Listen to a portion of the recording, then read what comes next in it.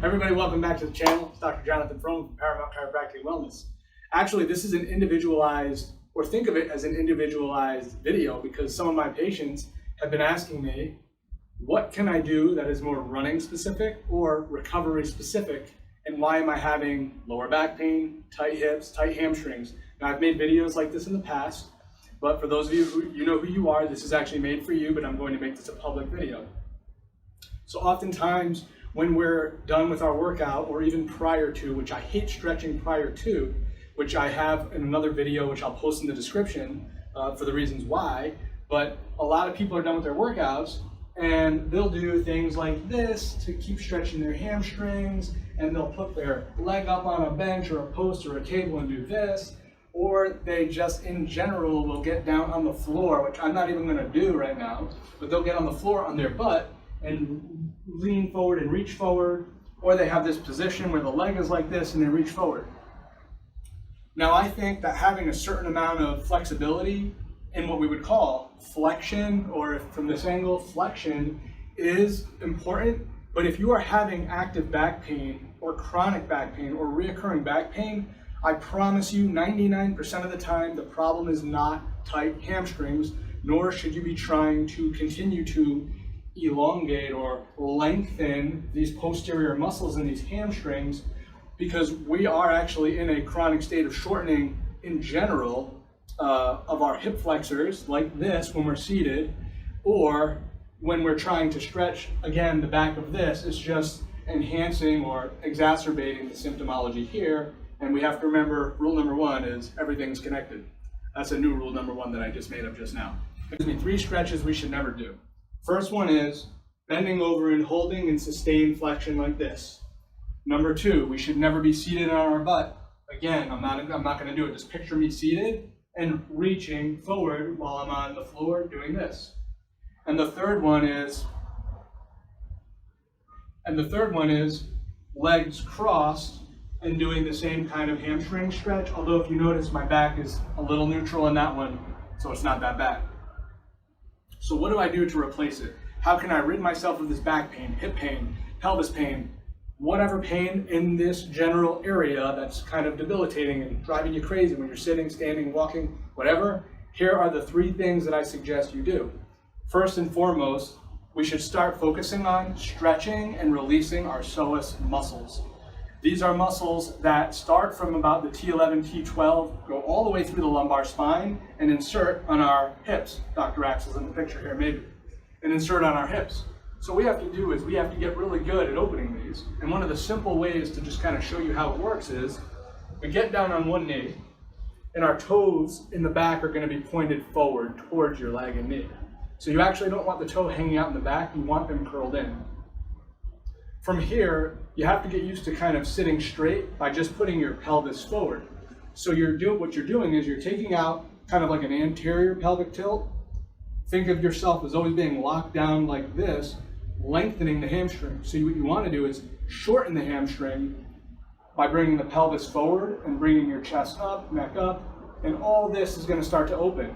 This is something you have to go through slowly. You don't just force it like this where your body's shaking. That's going to cause all sorts of cramps, muscle aches, spasms potentially, and be counterproductive. So you want to go into this slowly.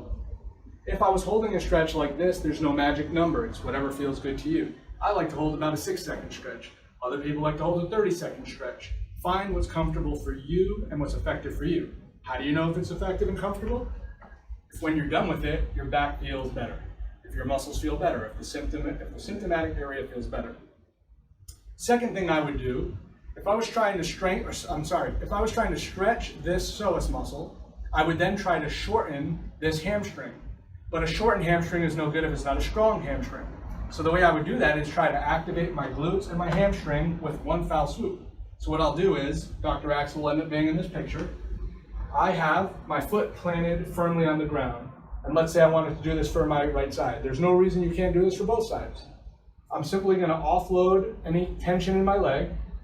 And now that it's set straight, I'm going to make sure that my knee doesn't buckle in on this move. So I'm going to force my knee out just slightly. But I'm going to use my whole foot. I'm going to plant through my whole foot. Yes, there's an emphasis on the heel, but it really is through the whole foot and not off my toe. So it's gonna look something like this. Chest is up, hamstring and glute are loaded, and I just stand up. And again, I just stand up. From the side, I'll show you from right there. Again, I just offload everything. I wanna make sure I don't come off the ball or the toes on my foot. All I simply do is chest tall. This is nice and strong and active now, and I just stand up. And I bring my foot back, and I just stand up. So what you're doing here is you're activating glute and you're activating hamstring and starting to make it strong while there is still an emphasis on opening up the hip flexor on the opposite side. The next thing that's really important to talk about again is releasing these psoas muscles and getting the knots out of the glute medius muscle, because that's actually a very tight muscle for runners or very active people. So how do we do this? Well, we take a simple lacrosse ball for $3 from Target or wherever you get it from online, and you're going to roll everything from the lateral inferior part of the groin, so yes, down in this area, while you are on the floor. So I'm not going to get on the floor and do this right now, but all you have to do is watch a million psoas, that's P-S-O-A, P-S-O-A-S, psoas muscle release videos, and you will find them. Kelly Starrett made this very famous. So you basically get on the floor and you're rolling out everything from here, through here, all the way to the top of the rib cage, and you find your tender sweet spots that is going to feel like a good hurt. You don't want to do it to where it's painful. You want it to be a very good hurt. Almost like someone is getting in there and trying to release a muscle, and when you're done, it's less tender to touch, and you can stand up straighter with less pain. If you're just getting in there and jamming it and it hurts, you are creating pain and you are not on the right part of the muscle. That's something if you're really uncomfortable with or really unfamiliar with, then yes, you have to go back to your chiropractor, your therapist, whatever, to have it done at least once so you understand what it's supposed to feel like. And I'll show you a second way to do this in a second. Another way to do this, and I love this, the percussion instrument or the massage gun or the Theragun, no patented, no trademarks. Same thing, lateral part of the groin, up through this mid area, up to and under the last rib. Ease into it. Build tolerance till this becomes easier. It should still feel like it's on an effective part. You can either be down here on the iliacus muscle or you can be in the belly of the psoas muscle. Either way, that's very important. And then when you're on the glute medius, it's going to pretty much be around the level of where the pelvic bone comes around here, just below on the inside and outside parts of this. You want to really get in and all around this muscle more than you think you want to get on the back. I would barely even use this on my back because once you're done releasing the muscles we have talked about, you should feel a lot better and it should be a lot easier to stand up. Okay, I hope this video helped. I hope this made sense. These are the exercises you want to do to actually shorten the hamstring, and you want to activate the glutes, and you want to work on releasing the psoas muscle, and that should make everything better. Now, for the patient who particularly got me motivated to make this video today, remember, if you do a little bit of massage work or a little bit of rolling on your hamstrings or some lacrosse ball or Theragun or percussion instrument in the hamstring, that's more than enough to take care of and maintenance hamstrings without, again, overemphasizing this lengthening, right? This lengthening of the hamstring, which can really be detrimental and set you back months in terms of how you want to feel when you're being active. Guys, if you have any questions, leave them in the comments. As always, give us a like, share with your friends, and we really appreciate everything. Until next time, it's Dr. Pearlman.